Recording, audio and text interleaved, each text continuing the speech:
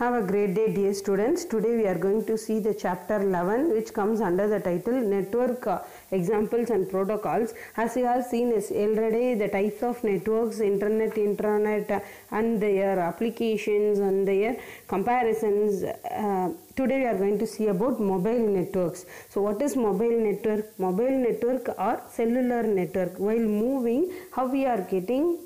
Yesterday itself I give one examples.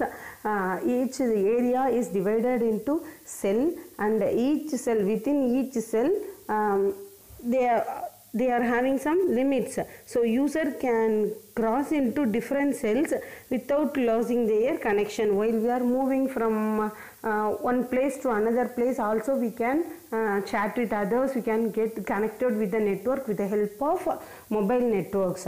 So here while the user is moving one tower, we are getting the connection with one tower, and while we are moving to another area, in that place the another tower get activated. So here the mobile device will connect to the nearest least base station in each cell. In each cell there is a base station, and those base station is connected with the mobile device, and the base stations are connected to the digital exchange.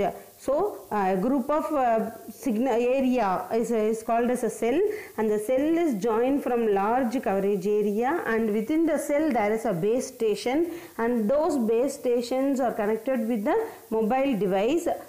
Mobile device will connect to the base station, and the base stations are connected to the digital exchange, where the communication is sent to another telephone networks.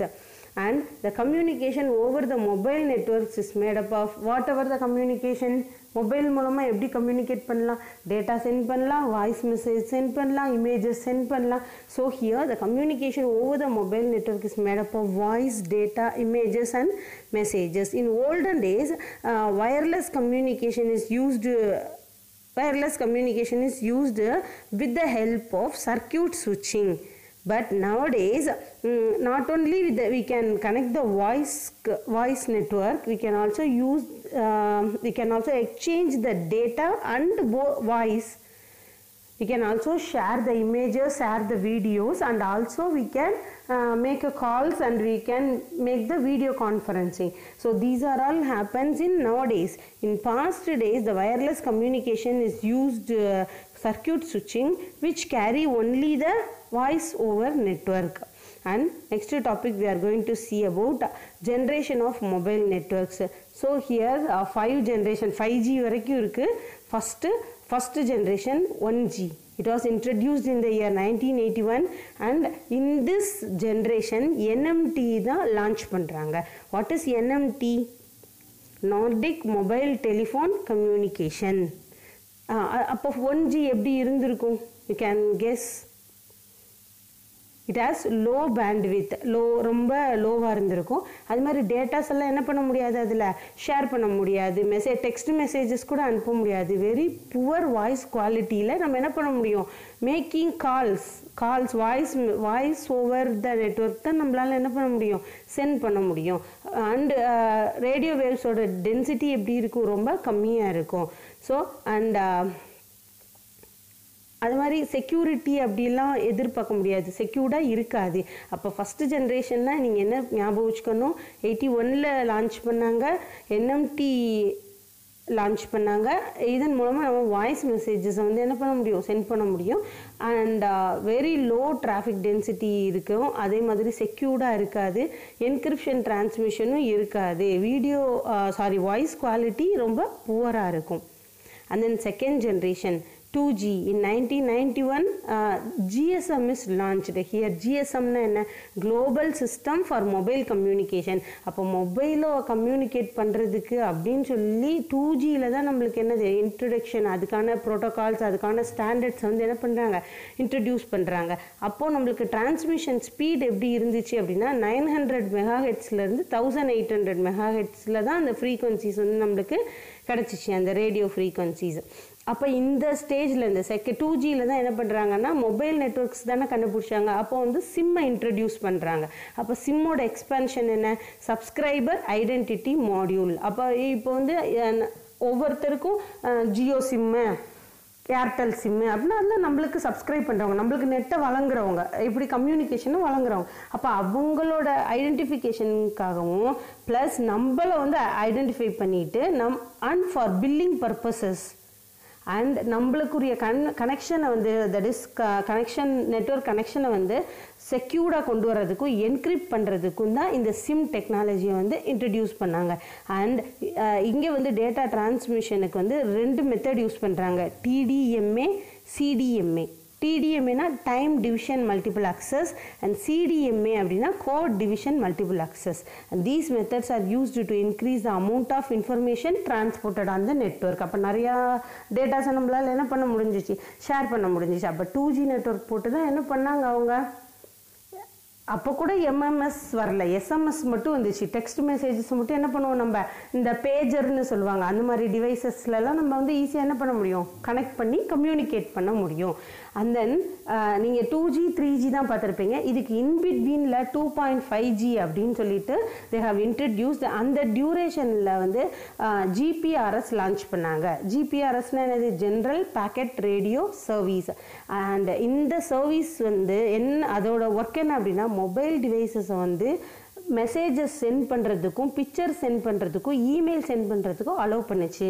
அப்போ இங்கே தான் என்ன பண்ணுறாங்க, உனக்கு இந்த GPRS கண்டுபிடிச்ச பிறகு தான் மெசேஜஸ் பிக்சர் மெசேஜஸ்லாம் நம்மளால் என்ன பண்ண முடியுது, சென்ட் பண்ண முடியுது. பட் அதோட பேண்ட்வித், அதோட அந்த ஃப்ரீக்வன்சின்னு பார்த்தீங்கன்னா ஸ்பீடு வந்து 115 கிலோபைட்ஸ் தான் இருக்கும். இப்போ நீ பார்க்கலாம் உன்னோட மொபைலில் மேலே பார்த்தீங்கன்னா எவ்வளோ பிட்ஸ் பெர் செகண்டுக்கு டிரான்ஸ்மிட் ஆகிட்டே இருக்குது, கிலோபைட்ஸில் வரும், சில நேரம் டேட்டா ஸ்பீட் எம்பிலையும் வரும். அது வந்து 4Gயில். இப்போது 3Gயில் வந்து 2.5Gயில் எப்படி இருக்குது, 115 கிலோபைட்ஸ்லேருந்து 384 கிலோபைட்ஸ் தான் நம்மளால் என்ன பண்ண முடியும், பெர் செகண்டுக்கு ஸ்பீடப் பண்ணி டேட்டாஸ் என்ன பண்ண முடியும், பெர் செகண்டுக்கு அவ்வளோ டேட்டாஸ் தான் நம்மளால் டிரான்ஸ்மிட் பண்ண முடியும் with the help of EDGE. அப்போ எட்ஜ்னா என்ன, enhanced data rates for global evolution. Just they had given that expansion alone. And then third generation was introduced in the year 2003. யூகேல லான்ச் பண்ணுறாங்க. அண்ட் இந்த இன்ட்ரடியூஸ் பண்ணதுக்கு அப்புறம் தான் நம்மளுக்கு என்னது, ஹையர் ஃப்ரீக்வன்சி பேண்ட் கிடச்சிச்சு. And then code division multiple access to delivery the data. அந்த டேட்டா ஸ்பீட் எப்படி இருந்துச்சுன்னா 2 MB வரைக்கும் என்ன பண்ணுச்சு நம்மளுக்கு கிடச்சிச்சு. அண்ட் இந்த ஸ்டேஜில் தான் நம்ம வந்து என்ன பண்ணுறோம், multimedia services like voice, video, data எல்லாமே என்ன பண்ணுறோம், சென்ட் பண்ண ஆரம்பிக்கிறோம். அப்போ தே ஹாவ் இன்ட்ரடியூஸ் யூரோப்பியன் யூகேல என்ன பண்ணுறாங்க, லான்ச் பண்ணுறாங்க 3Gயை வித் ஸ்டாண்டர்ட் UMTS. அப்போ யூனிவர்சல் மொபைல் டெலிகம்யூனிகேஷன் சிஸ்டம்னு ஒரு சிஸ்டம்மை இன்ட்ரடியூஸ் பண்ணுறாங்க with the help of SIM authentication. இந்த சிம் ஆத்தன்டிகேஷனோட பேஸ் பண்ணி, அதாவது 2Gயை பேஸ் பண்ணி 3Gயை வந்து என்ன பண்ணுறாங்க, இன்னும் கொஞ்சம் ஸ்பீடப் பண்ணி ஃப்ரீக்வன்சிஸ்லாம் இன்னும் கொஞ்சம் அதிகமாக வர மாதிரி ஹையர் ஃப்ரீக்வன்சி பேண்ட்ஸோட என்ன பண்ணுறாங்க, வீடியோ மெசேஜஸ், ஆடியோ மெசேஜஸ், டேட்டாஸ்லாம் சென்ட் பண்ணுற அளவுக்கு, எம்எம்எஸ் அனுப்புகிற அளவுக்கு, that is multimedia message service பண்ணுற அளவுக்கு அப்டேட் ஆகி 3G வந்து லான்ச் ஆகுது. அண்ட் தென் இந்த 3Gயில் டேட்டா எப்படி டிரான்ஸ்மிட் பண்ணுறாங்க, with the help of WCDMA. WCDMAனா என்னது, wide band code division multiple access. And இதன் மூலமாக 384 கிலோபிட்ஸ் பெர் செகண்ட்லேருந்து 2048 கிலோபைட்ஸ் வரைக்கும் என்ன பண்ணாங்க, மெசேஜஸை டிரான்ஸ்மிட் பண்ணாங்க. ஓகே, நெக்ஸ்ட்டு அந்த டிரான்ஸ்மிஷன் பேண்ட்வித்தோட ஃப்ரீக்வன்சின்னு பார்த்தீங்கன்னா 1900லேருந்து 2200 MHz வரைக்குமே இருந்துச்சு ஃப்ரீக்வன்சி வித் ஹையர் பேண்ட்வித்தில் நம்மளுக்கு கிடச்சிச்சு இன் 3G. அண்ட் தென் 4G அப்படின்னு பார்க்கும்போது அட்ஹாக் நெட்வொர்க்கிங் மாடல் இன்ட்ரடியூஸ் பண்ணாங்க. அட்ஹாக் நெட்வொர்க்கிங் அப்படின்னு பார்க்கும்போது it requires global mobility features. உலகம் பூரா என்ன பண்ணணும், நம்மளுக்கு மொபைல்ஸை வந்து கொண்டு வரணும். அப்போ இங்கே வந்து சிம் பேஸ்டு டெக்னாலஜி யூஸ் பண்ணாமல் மொபைல் பேஸ்டு டெக்னாலஜி வருது. அப்போ இங்கே வந்து ஒவ்வொரு மொபைலுக்கும் ஒரு ஐபி அட்ரஸ் செட் பண்ணுறாங்க. ஸோ ஐபி அட்ரஸ் வந்து டிஃப்ரெண்ட் டைப்ஸ் இருக்குது, நம்ம லேட்டர் கிளாஸஸில் பார்க்கலாம். IPv6, IPv2 அந்த மாதிரி டிஃப்ரெண்ட் IPv4 நிறைய இருக்குது. ஸோ இங்கே வந்துட்டு குளோபலாக நம்மளோட மொபிலிட்டி ஃபீச்சர்ஸை கொண்டு வரணுன்றதுக்காக எக்ஸாம்பிள் மொபைலோட ஐபி அட்ரஸ் வச்சுட்டு கொண்டு வராங்க.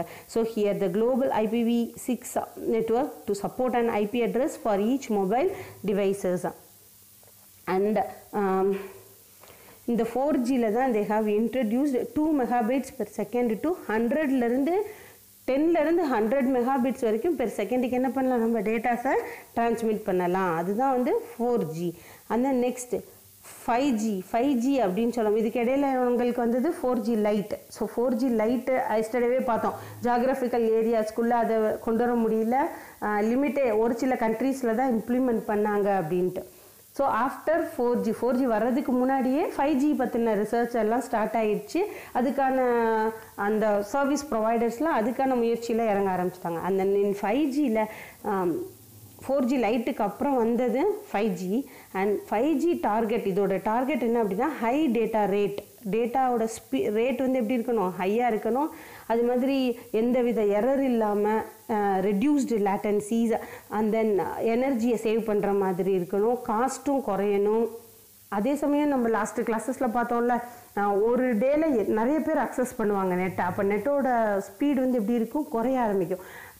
10 பேர் யூஸ் பண்ணுற அளவு 10 பேர் இருக்கிற இடத்துல எப்படி நெட்வொர்க் கனெக்ஷன் ஃபாஸ்ட்டாக இருக்கோ, அதே மாதிரி 10,000 ஆர் 1000 மெம்பர்ஸ் இருக்கிற இடத்துலையே நெட்வொர்க் எப்படி இருக்கணும், ஃபாஸ்ட்டாக இருக்கணும். ஸோ அந்த அளவுக்கு ஒரு ஃபீச்சரோட என்ன பண்ண போகிறாங்க, they have started the 5G research and they have first 2 time release பண்ணியிருக்காங்க. that is release 15 by March 2019 and the second release வந்து March 2020ல ரிலீஸ் 16 பண்ணாங்க.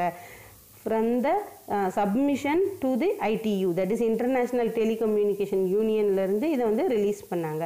ஸோ ITU IMT 2020 அப்படின்னு சொல்லிட்டு அவங்க கொடுக்குறாங்க. இதோட இந்த டெக்னாலஜி யூஸ் பண்ணி அவங்க ஸ்பீடப் பண்ணுறாங்க நம்மளோட டேட்டா ஃப்ரீக்வன்சியை to 20 gigabytes பெர் செகண்டுக்கு 20 ஜிகாபைட்ஸ் வரைக்கும் நம்மளுக்கு கொடுக்குற அளவுக்கு 15 ஜிகாபைட்ஸ்லேருந்து 20 ஜிகாபைட்ஸ் வரைக்கும் நம்மளுக்கு டேட்டாஸ் வந்து டிரான்ஸ்மிட் ஆகிற அளவு ஸ்பீடப், நெட்டோட ஸ்பீடை வந்து இன்க்ரீஸ் பண்ணி கொடுக்குறாங்க.